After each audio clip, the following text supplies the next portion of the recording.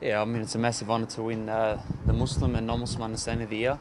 I'd like to thank Bob Hawke for initiating this award. It means a lot to me, and I guess it means a lot to to everyone who does extremely well with in terms of breaking those down those barriers within the Australian nation. I guess it's very important to continue to to strive to break down those barriers, because I feel like we've got a lot of work to be done, especially within our country. Yeah, how much work is needed to be done, and what can you do about it? Yeah, there's still a fair bit of work, but if every individual can do their little bit, it definitely make a massive difference. What's your connection to the former Prime Minister?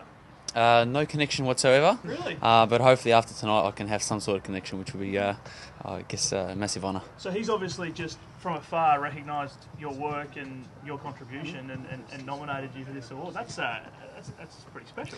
It definitely is massive and very special to me. But in saying that, you can't underestimate all the work other individuals have done within Australia to break down those barriers, and that's I'm one of the recipients, but I'm sure there's a lot of individuals out there that are working extremely hard to making our country a better country. With this and the cup that's also named after you, must feel that you are starting to make a little bit of a difference. Yeah, it's good. It definitely does give me a lot of confidence. Sometimes you can go throughout a period of time where it's unrewarded, but awards like this are definitely encouraging, and it gives me a lot of confidence to move forward and I guess to try to make a difference within our country. Are you the first sportsman to win the award, Bachar? Honestly, I don't know, but I'll find out more about it tonight. But as far as I know, I'm basically the winner of the award, and I'm really looking forward to tonight. It should be a special night. Something else you've spoken about on this front is that people, are welcome to ask you questions. What questions do you think are unanswered, or there's too many to begin with, in terms of your religion and how it's perhaps different to others in the community? I think just with everything, you got to go down and work with the basics. So for me, in order to convey the basics is the most important. And then when you form a relationship with the individual or with anyone, I mean, in saying that, the questions are open for anyone. But when you form that relationship with someone, then they can take that next step. But like I said, I'm open for any questions, because no question is a stupid question. If you need to find out something, I'm one of the individuals that can definitely help out in that area. Bachar, I think last year you put prayer rooms at AFL venues on the agenda. How far have you gone with that, and what needs to be done there? Mate, I'm been getting many more requests to make the room even bigger. I mean, it's definitely encouraging, and it gives me, as I said before, more confidence to push the idea and push other ideas to the media, to the AFL.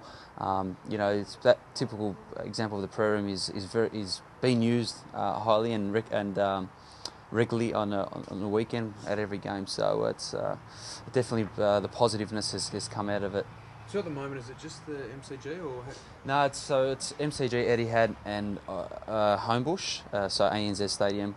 They're the three that have got permanent prayer rooms, but so basically with the other venues, you've just got to ask the security guard, and I'm sure there's a room available at all AFL venues. And like I've mentioned before, this prayer room is a prayer room for everyone, not only Muslims.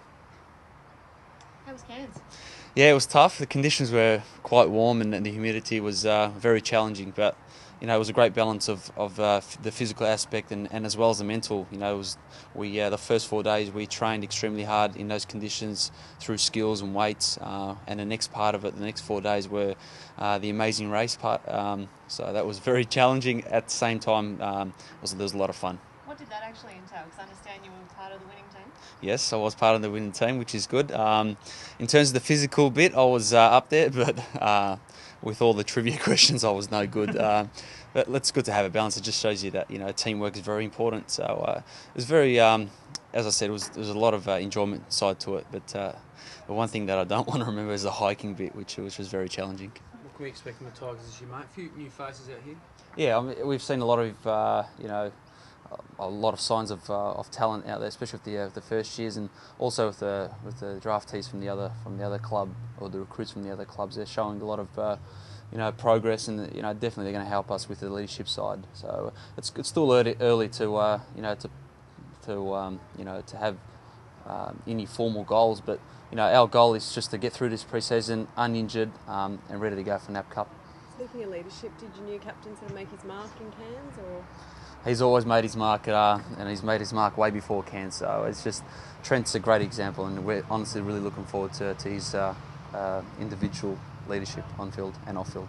Is there a real air of excitement around the place, given you have got a new captain, a few new coaches, and everyone's got another year under their belt, and the new recruits? Is there a real sort of excitement feeling about maybe pushing to the final stage? Yeah, definitely. I mean, it's everyone's goal to play finals. But like I said, there's a massive process that we've got to go through, and the first part is pre-season. Pre-season's a long time. It's 4 or 5 months, which it's quite hard to get through. And it's if you get through uninjured, it's definitely a success. So let's get through pre-season first, and reassess our goals moving forward. Mark Williams has been here for a little bit now. Has he made a real impression on the group? He's the question man. He's full of questions, and it's great because it shows that he's really into getting to know everyone around the club. And a typical example was in the bus on the way back from the airport to the airport from Port Douglas to Cairns. He took everyone's time for 5 minutes. Each individual for 5 minutes, and asked them questions. So it just shows you that he's really into the development of our group, and he's obviously taken a few players, especially the younger players, under their wing, like Dustin Martin, Reece Conker, these sort of players that he's definitely going to show some sort of leadership to them, and I guess a mentor to them as well. Do you think having a figure like Mark Williams would particularly helpful for Dustin, considering that he has certainly made some headlines over the past 12 months? Yeah, I mean he's obviously there for a reason, for our development, in terms of the young kids. He's made it. His progress is very positive, and just the way Dustin's going about his training these days is extraordinary. He's right up there with the fitness, with skills. He's becoming more vocal on the track as well. So with this short period of time, Dustin's come a long way, and I've no doubt that's going to turn into good footy once the season begins.